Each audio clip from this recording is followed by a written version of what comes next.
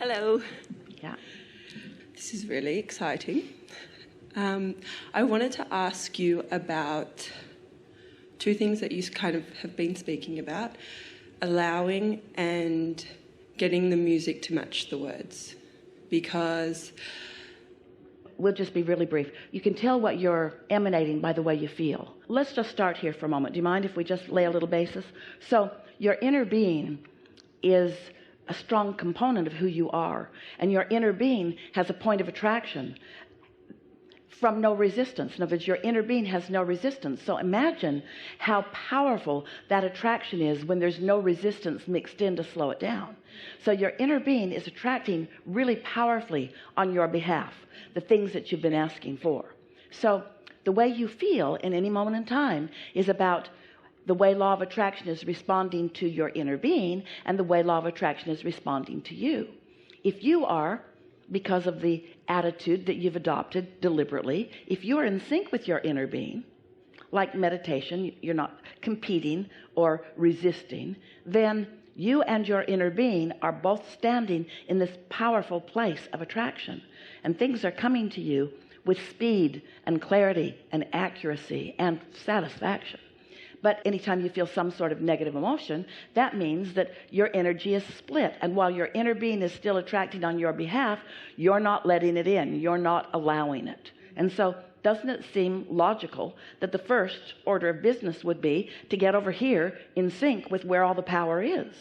Yeah? Yeah.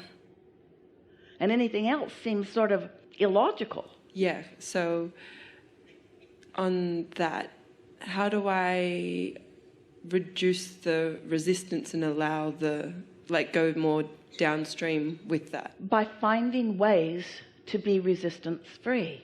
And that means first knowing what the feeling of resistance feels like negative emotion, knowing what the feeling of alignment feels like love or satisfaction, and then doing your best to guide your thoughts into good feeling places. But the most significant success about that will come if you get out ahead of it. That's why we're encouraging segment intending, thinking about what you want in a segment, how you want to feel in a segment, and isolating what that feeling feels like before you get the email that says the printer truck hit the tree. If you're already in a worrisome place and you hear that, then you've got no sea legs, you've got no shock absorbers, and you're going to have a strong negative reaction to it that could take all day and maybe longer to get over. Because the worse it gets, the worse it gets, the worse it gets, the worse it gets, the worse it gets. Because the law of attraction is relentless, isn't it? Yes. Yes? Yeah. So ask your question again. So what I sort of mean is like sometimes when I'm not trying to allow things is when it all is allowed, if that makes sense. So what you're saying is sometimes, pretty often in fact, when you're focusing on something you want to allow, you must be focusing upon the need to allow it or the absence of the thing that you want to allow. So well-meaning as you are introducing the absence of it into the equation. So you are therefore sticking the stick in the wheels and therefore slowing it down. So just don't do that. Okay. But it's easier said than done. Exactly. You just have to notice when you're doing it and acknowledge it, be clear about it. And don't be mean to yourself when you have negative emotion. Negative emotion doesn't mean you're wrong or you're incorrect or you're bad. Negative emotion means you have a residual of a thought that is resistant in nature that your inner being doesn't share. That's all it means. And so you could stop for a moment and think about why your inner being doesn't share it. Or you could just say, well, I'll just think about that later, or maybe I won't think about it at all. Or maybe if you catch it early enough, you can think another thought that your inner being does share. Do you understand that in every moment that you exist in your physical body, that this source energy part of you is aware of you and what you're thinking? The subject of your thought is the subject of your inner being's thought.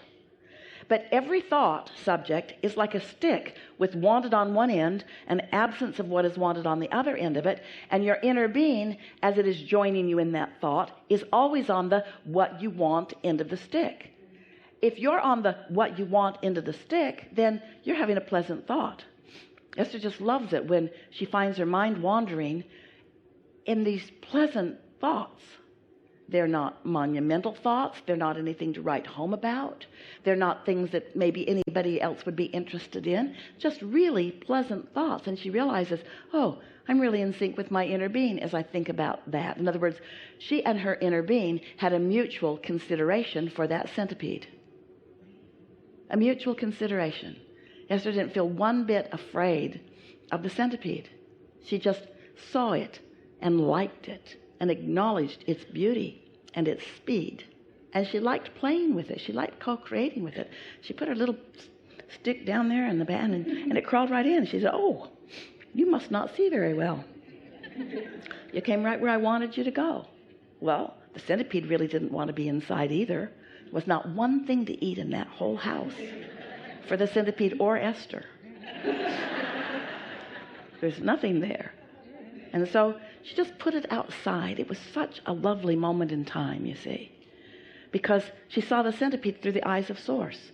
And the centipede is Source. A poisonous centipede, really? A poisonous centipede? Seems more like the devil.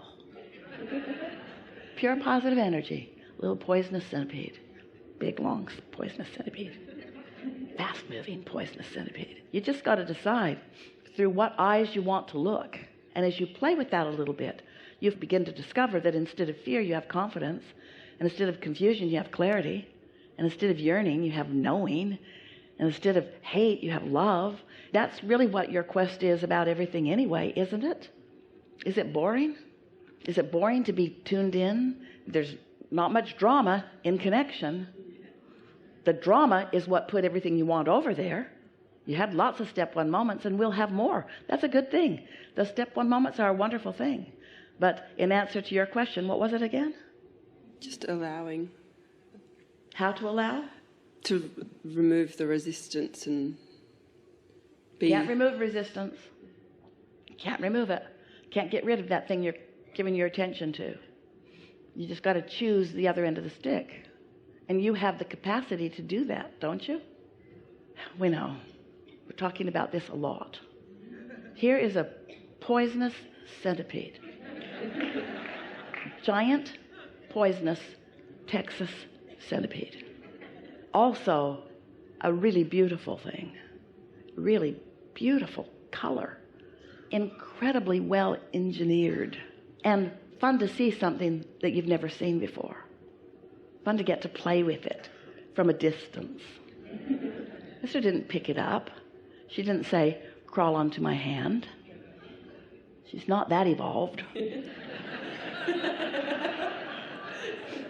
just put her safe little stick down there. Kept herself in alignment. In other words, that might have thrown her out of alignment. If she had waken up and there it was across her face like a mustache. Yeah. That was just the perfect engagement for Esther with that centipede, wasn't it? It played with her and she played with it in a way that didn't upset anybody's apple cart. It didn't have to die. She told the gardener, look what I found. And he said, whoa, you should kill that. And Esther said, run, centipede, run, run, run. Run. Disappeared right into the rocks. Esther said, leave him alone. Let him be. Enough? We really get there? It's all in the way you decide to look at it. Do you know that anything that you perceive, it's not what you see, it's the vibrational stance from which you see it. And so what we're asking of you is don't ask the world to change so that you can just blunder around and bumble on it and like what you see. Tune yourself so that you see what you want to see. Most of the world needs the world to change. And so from their place of disconnection, they're making all kinds of rules and requirements that they can't enforce. What comes out of it is a sense of insecurity because it's too much to control. Where when you realize the only thing that you would be prudent to control is your own point of attraction.